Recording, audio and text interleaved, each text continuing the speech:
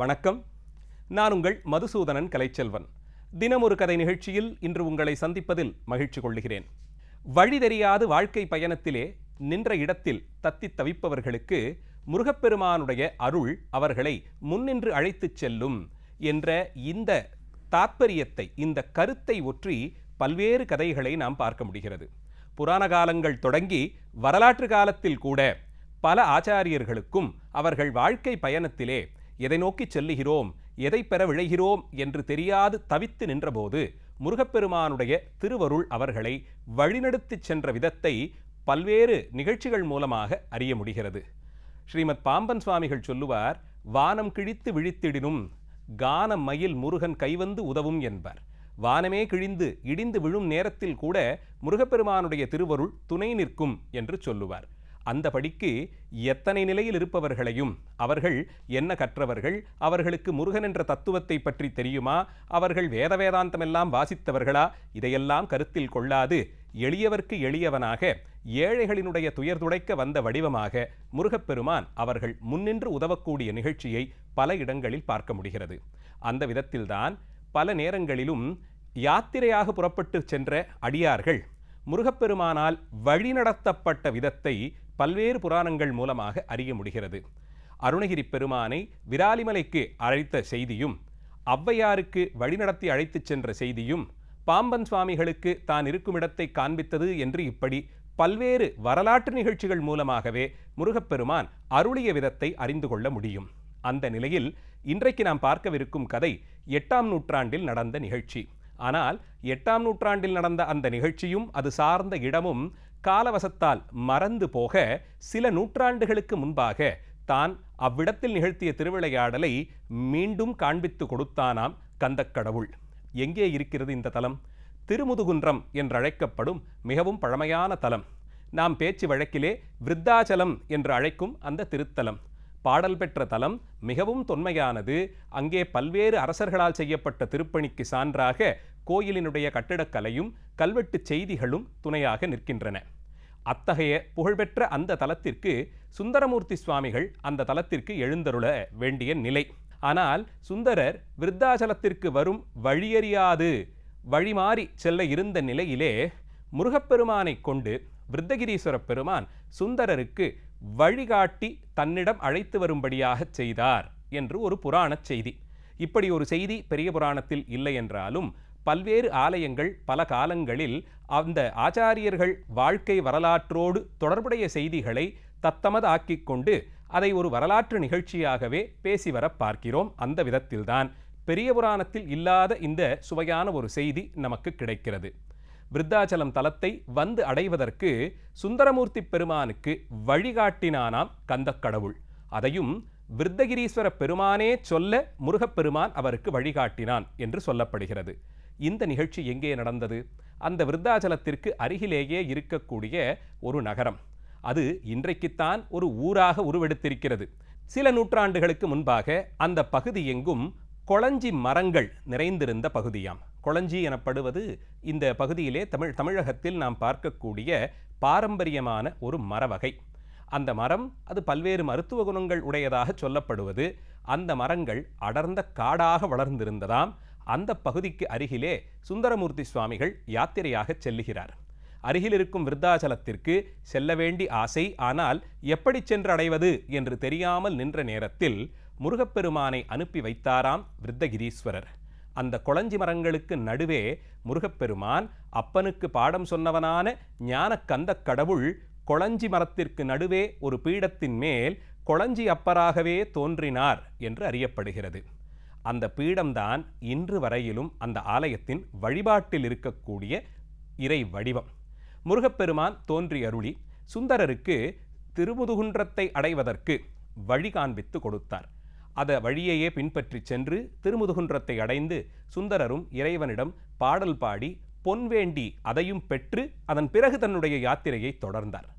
இப்படி முருகன் காட்டுக்கு நடுவே, கொளஞ்சிமரக் காட்டிற்கு நடுவே நின்று சுந்தரருக்கு வழிகாட்டிய சிறப்பைத்தான் கொளஞ்சியப்பர் கோயிலினுடைய தலபுராணமாக பிற்காலத்திலே சொல்லி வழிபாடாற்றி வருகிறார்கள். அப்படி முருகன் ஒரு பீடத்தின் மேல் ஏறி ஒரு கருங்கல்லாலான பீடத்தின் மேல் ஏறி நின்று அருளிய அந்த இடம் காலப்போக்கில் மறந்துபட்டு போக அந்த இடமெல்லாம் மீண்டும் புதர்மண்டி போய்விட்டது. பல காலங்கள் கழித்து சில நூற்றாண்டுகளுக்கு முன்பாக அந்த பகுதிகளில் மேய்ச்சலுக்காக சென்ற பசுக்கள் ஒரு குறிப்பிட்ட இடத்தை அடைந்தவுடன் அங்கே இருக்கக்கூடிய கல்லிற்கருகே சென்று நின்று கொண்டு தாமாக தம் மடியில் இருக்கும் பாலை சுரக்கத் தொடங்கின. இந்த நிகழ்ச்சி ஏதோ ஓரிரு நாட்கள் நடந்தால் பரவாயில்லை, பல நாள் தொடர்ந்து இப்படி ஒரு நிகழ்ச்சி நடக்க அந்த இடத்தில் ஏதோ அற்புதம் இருக்கிறது என்று அறிந்த அந்த மாடு மேய்த்து வந்தவர்கள் அருகிலிருந்த ஊரார்களுக்கு தெரிவிக்க எல்லோருமாக சேர்ந்து அப்படி நடக்கும் அதிசயத்திற்கு பின்னால் இருக்கும் காரணத்தை அறிய விழைந்தார்கள். அந்த கொளஞ்சி செடிகளெல்லாம் அடர்ந்து வளர்ந்திருந்த அந்த பகுதியை சுத்தம் செய்து அந்த செடிகளையெல்லாம் நீக்கி பார்த்தபோது அங்கே கருங்கல்லால் ஆன ஒரு சதுர வடிவில் பீடம் போலே ஒரு வடிவம் இருந்ததாம். இந்த பீடத்திற்குத்தான் இந்த பசுக்கள் வந்து பால் கறந்து தாமாக அபிஷேகம் செய்கின்றன என்பதை உணர்ந்து கொண்டனர் அங்கே இருந்த அடியார்கள். அதன் பிறகு ஆகம வல்லுநர்களை அழைத்து வந்து, சைவாச்சாரியர்களை அழைத்து வந்து இதனுடைய சிறப்பை கேட்டு உணர விழைந்த போதுதான் இப்படி நடந்த ஒரு நிகழ்ச்சி, சுந்தரருடைய காலத்தில் நடந்த நிகழ்ச்சியை அங்கே இருந்த ஆச்சாரியர்களும் ஆகம வல்லுநர்களும் எடுத்துச் சொல்ல மக்கள் அறிந்து கொண்டு சுந்தரருக்கு காட்சி கொடுத்த இடம், முருகப்பெருமான் தானே வழிநடத்தி அழைத்துச் சென்ற இடம், காட்டிற்கு நடுவே தத்தளித்து நின்ற சுந்தரருக்கு முருகன் காட்சி கொடுத்து அவரை நெறிப்படுத்திய இடம் என்று அறிந்து கொண்டு அந்த கல்லிலே முருகப்பெருமானுடைய சாநித்தியம் கூடியிருப்பதையும் அறிந்து அந்த பீடத்தை வழிபடத் தொடங்கினார்கள். சிறிய அளவில் எழுப்பப்பட்ட ஆலயம் நாள் செல்ல செல்ல அங்கே இருக்கக்கூடிய முருகப்பெருமானுடைய சாநித்தியத்தை அறிந்து கொண்ட அடியார்கள் பலரும் வந்து வழிபடத் தொடங்கினார்கள். சிறுக சிறுக மனக்கவலை நீக்கும் இடமாக கொளஞ்சி மரத்திற்கு அடுவே அப்பனாக தோன்றிய பெருமான் கொளஞ்சி அப்பராகவே காட்சி தந்த சிறப்பு எல்லா திசையிலும் செய்தியாக பரவியது. பல நூறு அடியார்கள் என்று தொடங்கிய அந்த கோயிலினுடைய வளர்ச்சி இன்றைக்கு பல லட்சம் அடியார்களுக்கு கண்கண்ட தெய்வமாக அந்த இறைவன் விளங்குவதை பார்க்க முடிகிறது. கருவறையினுள்ளே இத்தனை புகழ்பெற்ற ஆலயத்தில் இன்று வரையிலும் முருகப்பெருமான் எழுந்தருளிய அந்த பீடம்தான் வழிபாட்டிற்குரிய பகுதியாக கருதப்படுகிறது. அந்த மூர்த்தத்திற்குத்தான் அபிஷேகம் செய்து அலங்காரம் செய்து ஆராதனைகளும் நடந்து வர பார்க்கிறோம்.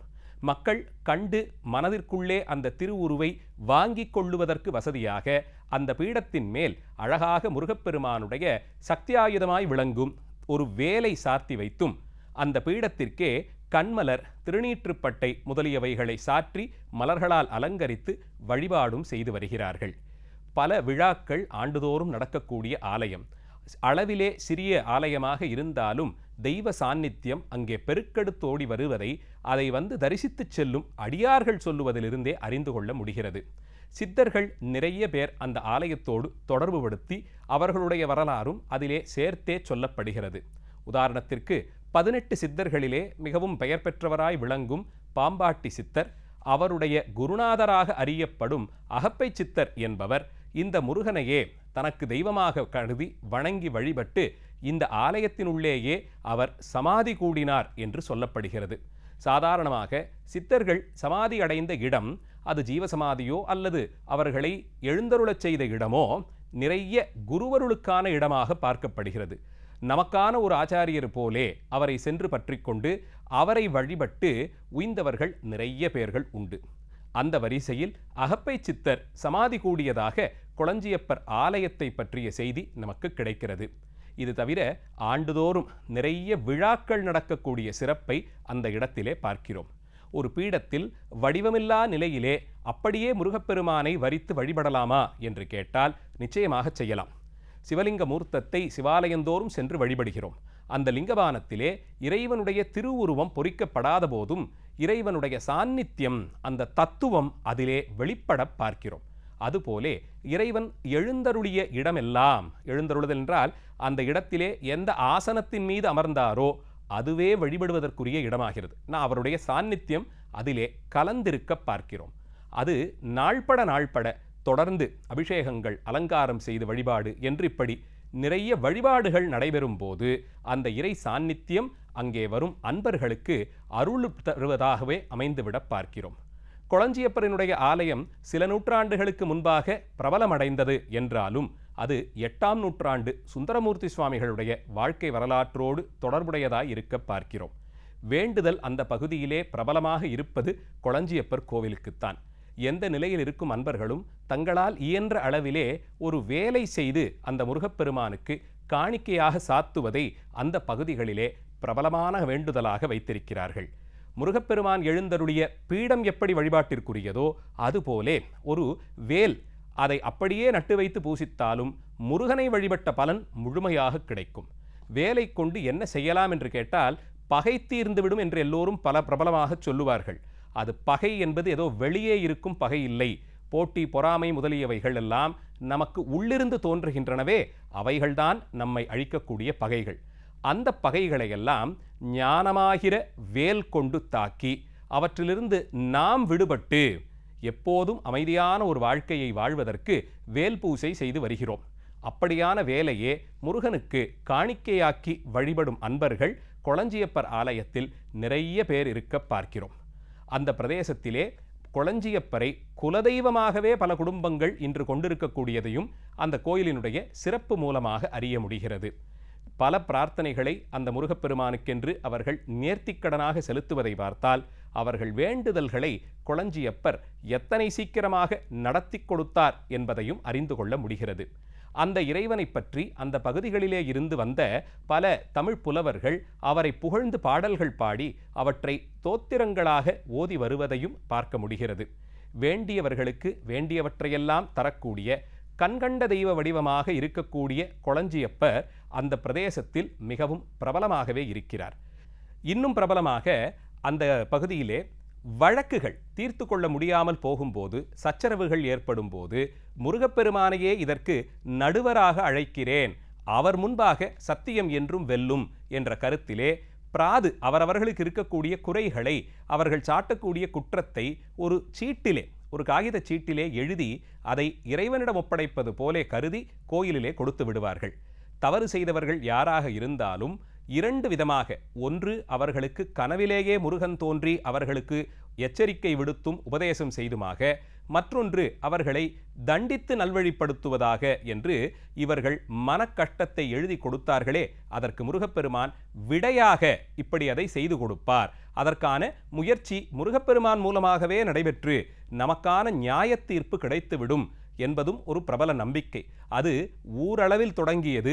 இன்றைக்கு வேறு மாநிலத்தில் இருப்பவர்களெல்லாம் வந்து கூட பிராதுச்சீட்டை முருகப்பெருமான் முன்பாக எழுதி அவரவர்கள் மொழியிலேயே எழுதி ஒப்படைத்துவிட்டு மனமுருக அவரை வேண்டி செல்கிறார்கள். அவர்களுக்கும் கூட முருகனுடைய அருள், அவர்களுடைய குறை நீங்கப்பட்டு அவர்களுக்கு தீங்கிழைத்தவர்கள் மனம் மாறி வந்து நன்மை ஏற்படுவதை கண்கூடாகவும் பார்க்க முடிகிறது என்று அறிகிறோம். நெய்வேலி நகரம் இந்த ஆலயத்தை அடுத்துத்தான் உருவானது, அதற்கு அருகிலேயே உருவானது. அந்த பிரதேசத்திற்கு இந்தியாவின் பல பகுதிகளில் இருந்த அலுவலக நிமித்தமாக குடியேறியவர்கள் அநேகம் பேர்கள் உண்டு. அவர்களுக்கெல்லாம் வாழ்க்கையிலே பல்வேறு அற்புதங்களை கொளஞ்சியப்பர் நடத்தி கொடுத்ததை அவர்கள் சொல்ல அடியேன் கேட்டிருக்கிறேன். இப்படி மொழி, இனம், பிரதேசம் இதையெல்லாம் கடந்து அந்த திசைக்கு வந்தவர்கள், அந்த இடத்திற்கு தன்னை நாடி வந்தவர்கள் எல்லோருக்கும் அருள் வழங்கும் கருணை கடலான கந்தப்பெருமானுடைய நினைவோடு இன்றைய நிகழ்ச்சியை நிறைவு செய்கிறேன். நாளை மீண்டும் வேறொரு கதையோடு உங்களை சந்திக்கிறேன். நன்றி, வணக்கம்.